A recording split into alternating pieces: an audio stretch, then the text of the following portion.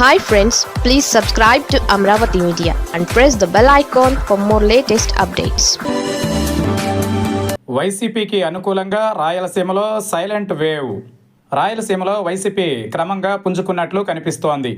కూటమి పార్టీ నేతల్లో విభేదాలతో పాటు వైసీపీ పట్ల సానుకూలత ఒక రకంగా వైసీపీకి వచ్చే ఎన్నికలలో కలిసి వచ్చే అంశంగా కనిపిస్తోంది. రాయలసీమలో మొత్తం 52 శాసనసభ నియోజకవర్గాలు ఉన్నాయి. అయితే సిట్టింగ్ ఎమ్మెల్యేలపై తీవ్ర వ్యతిరేకత ఎదురవుతుండటంతో పాటు పంటలకు సరైన గిట్టుబాటు ధర లభించకపోవడంతో పాటు రాజధాని అమరావతికి తెచ్చిన రుణాలన్నీ పెడుతున్నారన్న ప్రచారం కూడా కూటమి పార్టీలకు ఇబ్బందికరంగా మారిందన్న విశ్లేషణలు వెలువడుతున్నాయి. గత ఎన్నికలలో కర్నూలులో 14 స్థానాలుంటే 2 స్థానాలలో మాత్రమే వైసీపీ గెలిచింది. అది కూడా ఆలూరు, మంత్రాలయంలో మాత్రమే ఫ్యాన్ పార్టీ గెలిచింది.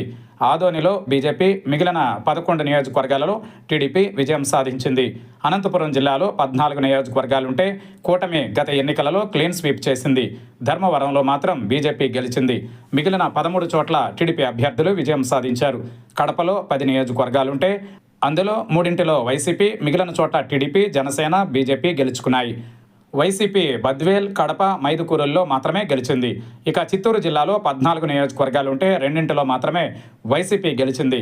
తంబళ్లపల్లి, పొంగనూరులో వైసీపీ గెలుపొందగా తిరుపతిలో జనసేన గెలిచింది. ఇప్పటికే కడప, కర్నూలు, అనంతపురం జిల్లాలలో పరిస్థితులు మారాయన్న సంకేతాలు వెలువడుతున్నాయి. ఇక్కడ కూటమి నేతలు యాక్టివ్గా లేకపోవడంతో పాటు వైసీపీ నేతలు క్రమంగా బలం పుంజుకుంటున్నట్లు కనపడుతోంది. ఇక వచ్చే ఏడాది ప్రారంభంలో జరగనున్న స్థానిక సంస్థల ఎన్నికల తరువాత వైసీపీ మరింత బలపడే అవకాశాలున్నాయని అంటున్నారు. వేవ్ ఇప్పుడు సీమ జిల్లాల్లో మారిందన్నది నిఘా వర్గాలు కూడా ప్రభుత్వానికి అందించినట్లు సమాచారం. ప్రజలలో అధికార పార్టీపై ఎప్పుడూ అసంతృప్తి ఉంటుంది.